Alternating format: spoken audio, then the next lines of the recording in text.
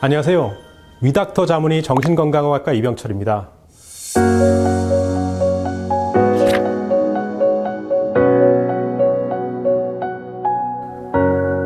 먼저 정신과 기록에 대한 정확한 정보에 대해서 말씀드리겠습니다. 정신건강의학과 기록은 개인정보보호법에 의해 철저히 보호됩니다. 심지어 진료를 받는 병원의 다른 과 의사도 정신건강의학과 진료 기록에 대해서 보는 것은 불가능합니다.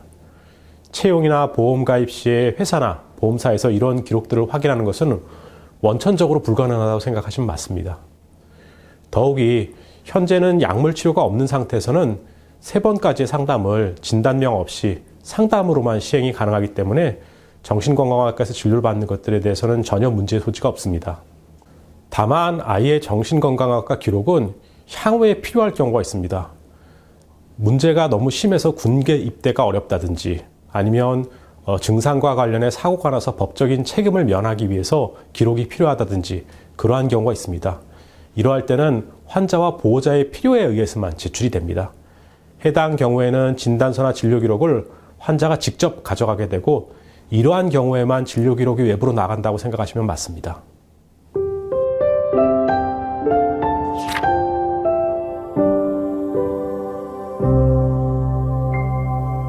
약물 중독에 대한 오해와 진실에 대해서 말씀드리겠습니다.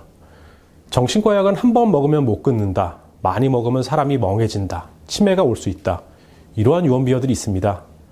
일단 병에 따라 다르지만 치매나 조현병처럼 당뇨나 고혈압 약처럼 계속 먹어야 되는 약들이 있습니다.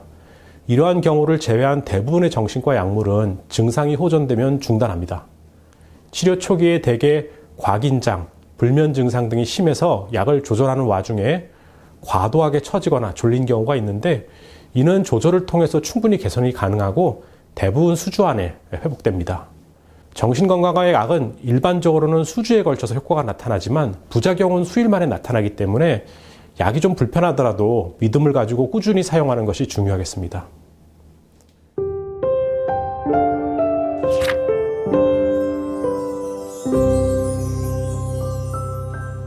약물 치료의 부작용, 내성과 금단 증상 등에 대해서 말씀드리겠습니다.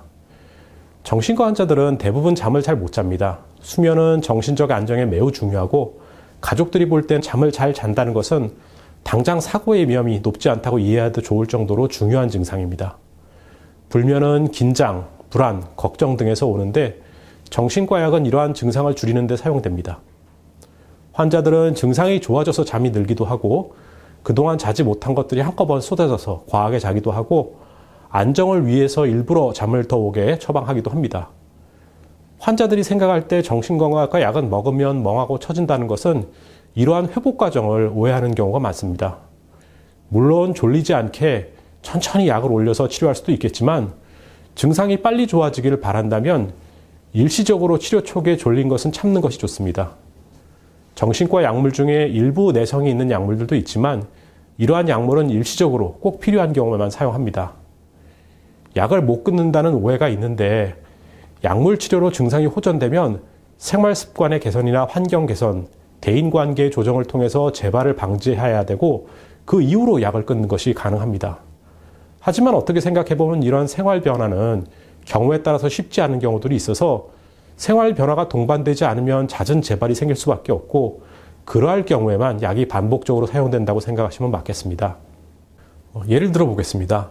이일 중독으로 공황장애가 온 사람은 약을 먹어서 증세가 호전되더라도 이일 중독의 습관을 고치지 않으면 반복돼서 스트레스를 받게 되고 약을 끊었을 때마다 재발하게 되는 경우가 있을 수 있겠습니다. 정신과 약은 갑작스럽게 끊으면 증상이 다시 나타나는 금단 증상이 있을 수 있습니다. 대개 효과가 빠른 약을 고농도로 사용하는 경우에 더 그럴 수 있습니다. 대부분의 정신과 약물은 하루를 안 먹더라도 약효가 바로 0이 되는 게 아니라 80% 정도는 몸에 남아있기 때문에 금단을 일으키는 경우는 흔치 않습니다. 다만 약물에 예민하신 분들은 약물의 금단이 아닌 심리적인 의존이 생기는 경우가 있습니다. 심리적인 의존이라는 것은 약의 효과가 아니라 내가 약을 안 먹었다라는 것에 대한 의식하는 그런 불편감들을 말씀드리는 겁니다.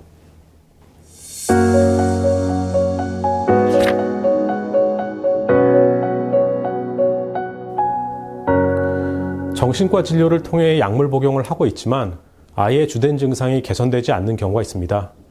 약물 복용의 효과가 미비하거나 약물 복용을 해도 개선되지 않는 경우에는 어떻게 해야 될까요? 요새는 나아졌지만 환자나 보호자분들은 치료 효과가 미비하거나 부작용이 있는 것에 대해서 치료 의사에게 얘기하는 것을 매우 부담스러워 하십니다. 전혀 그럴 필요 없습니다. 오히려 좀 더 세밀한 부분까지 불편한 것을 얘기해 주시고 치료를 협의해 가는 것이 훨씬 좋습니다. 의사는 의학적으로 용인되는 타협점과 그렇지 않은 부분들을 분명하게 구별하기 때문에 걱정하지 않으셔도 됩니다.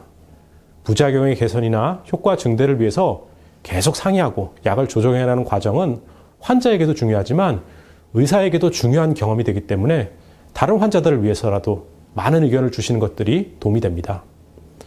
많이 불안하다면 다른 병원을 찾아가 의견을 물어보는 것도 좋습니다.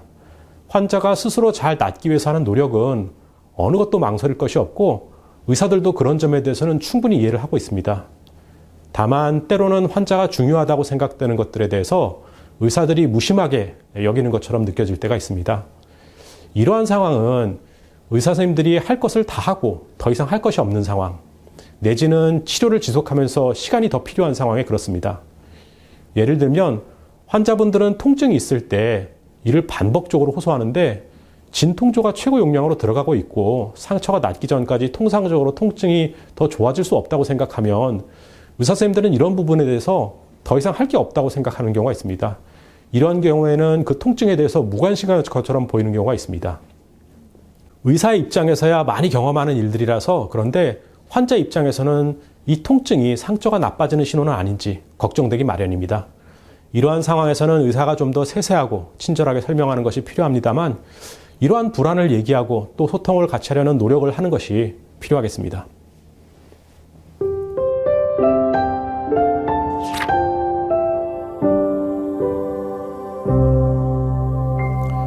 근래에 학교에서 다양한 병리로 약물 치료를 받는 아이들이 많습니다. 의사나 약사가 아니다 보니 얼핏 아는 것도 위험할 것 같은 생각이 드는 경우들이 있습니다. 아이들이 주로 힘들어하는 정신과 치료를 받게 되는 질병들은 주의력 결핍장애, ADHD, 우울장애, 공황장애 등이 있고 약물은 그렇게 다양하지 않습니다. 상담 선생님이 약의 부작용과 치료의 효과에 대해서 많이 아실수록 좋다고 생각합니다.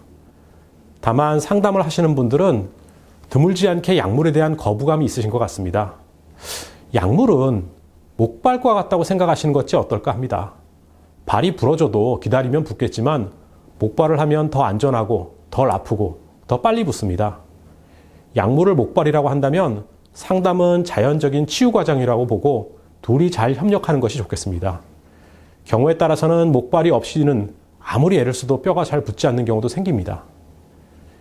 약물에 대한 것은 의학 전문가나 교과서를 통해 지식을 습득하는 것이 좋겠습니다. 시중에는 상담 전문가가 약물 치료에 대해 언급한 책들도 나오는데 임상 경험이 부족하다 보니까 오해가 생길 여지가 많이 있는 것 같습니다. 의학적 치료는 책임질 수 있는 사람에게 맡기는 것이 좋겠습니다.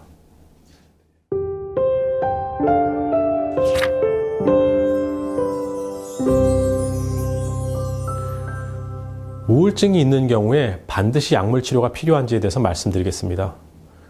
우울증의 경우 수면, 식욕 등 신체적으로 나타나는 우울 증상이 있거나 자살 사고 등이 심한 경우에는 빨리 약물 치료를 시작하는 것이 좋습니다. 상담 치료를 위한 의욕, 집중력 등이 없는 상태에서 상담을 시행하는 경우에 상담에 어려움이 많고 또한 기다리는 동안에 사고 위험이 있을 수 있습니다. 대개 부모나 학교가 아이의 우울 문제를 인지하는 경우에는 아이가 주관적으로 많이 힘들어한 이후에 발견되는 경우가 많아서 꼭 제3자, 담임 선생님이나 부모님처럼 이해관계가 없는 상담 선생님이나 정신건강의학과 선생님을 찾는 것이 좋겠습니다. 최근 소진을 동반한 학생 우울증은 치료기간이 1년 반 정도로 짧지 않게 나타납니다. 사고의 위험도 높은 중환 상태라서 약물 치료는 불가피한 경우가 많습니다.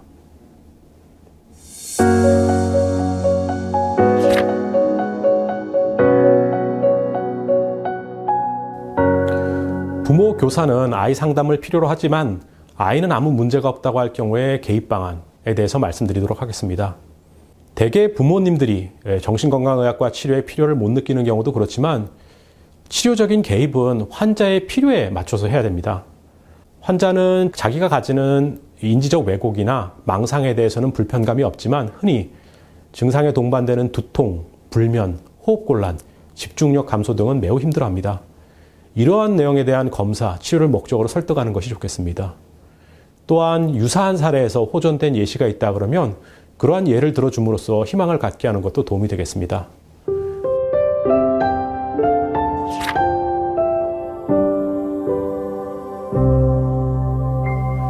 많은 경우의 아이 문제에 대해서 부모님들은 죄책감이나 책임감을 느끼는 경우가 많고 또 한편으로는 대수롭지 않은 것이라고 덮어버리려는 생각을 하는 경우도 있게 되겠습니다.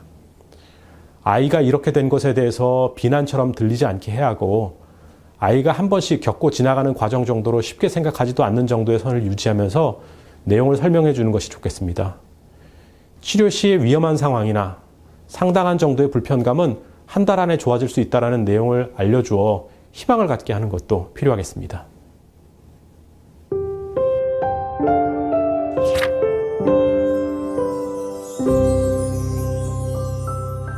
상담을 쇼핑하는 아이, 다른 사람들이 자기의 이야기를 들어주지 않는다고 여기저기 상담센터나 병원들 돌아다니면서 상담을 신청하는 경우에는 어떻게 해야 되는지에 대해서 말씀드리겠습니다.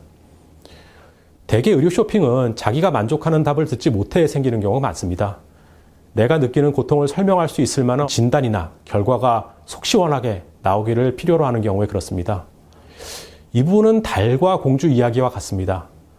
환자가 이해할 수 있는 범위 내에서 설명을 해야 하고 차차 받아들이는 범위를 넓혀가야 합니다.